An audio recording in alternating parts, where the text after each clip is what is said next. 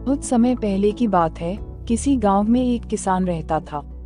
वह रोज भोर में उठकर दूर झरनों से स्वच्छ पानी लेने जाया करता था।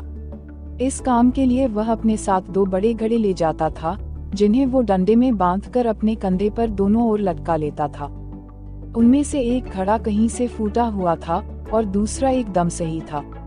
इस वजह से रोज घर पहुंचते पहुंचते किसान के पास 1.5 घड़ा पानी ही बच पाता था। ऐसा 2 सालों से चल रहा था।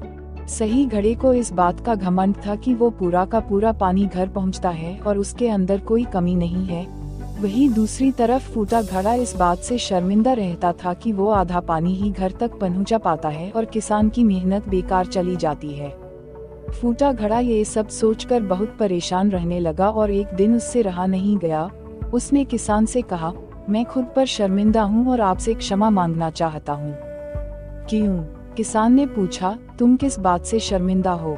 शायद आप नहीं जानते, पर मैं एक जगह से फूटा हुआ हूँ और पिछले 2 सालों से मुझे जितना पानी घर पहुँचाना चाहिए था बस उसका आधा ही पहुँचा पाया हूँ। मेरे अंदर ये बहुत बड़ी कमी है और इस वजह से आपकी मेहनत बर्बाद होती रही है। फूटे घड़े ने दुखी होते हुए कहा। किसान को घड़े की बात सुनकर थोड़ा डक हुआ और वह बोला, कोई बात नहीं, मैं चाहता हूँ कि आज लौटते वक्त तुम रास्ते में पड़ने वाले सुंदर फूलों को देखो। घड़े ने वैसा ही किया। वह रास्ते भर सुंदर फूलों को देखता आया। ऐसा करने से उसकी उदासी कुछ दूर हुई, पर घर पहुँचते पहुँचते फिर उसके अंदर से आधा पानी गिर चुका था। वो मायूस हो गया और किसान से क्षमा मांगने लगा। किसान बोला, शायद तुमने ध्यान नहीं दिया, पूरे रास्ते में जितने भी फूल थे वो बस तुम्हारी तरफ ही थे। सही घड़े की तरफ एक भी फूल नहीं था।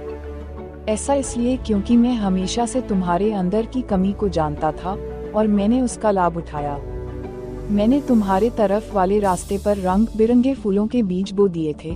तुम रोज थोड़ा थोड़ा करके उन्हें सींचते रहे और पूरे रास्ते को इतना खूबसूरत बना दिया। आज तुम्हारी वजह से ही मैं इन फूलों को भगवान को अर्पित कर पाता हूँ और अपना घर सुंदर बना पाता हूँ। तुम ही सोचो, अगर तुम जैसे हो वैसे नहीं होते तो भला क्या मैं ये सब कुछ कर पाता।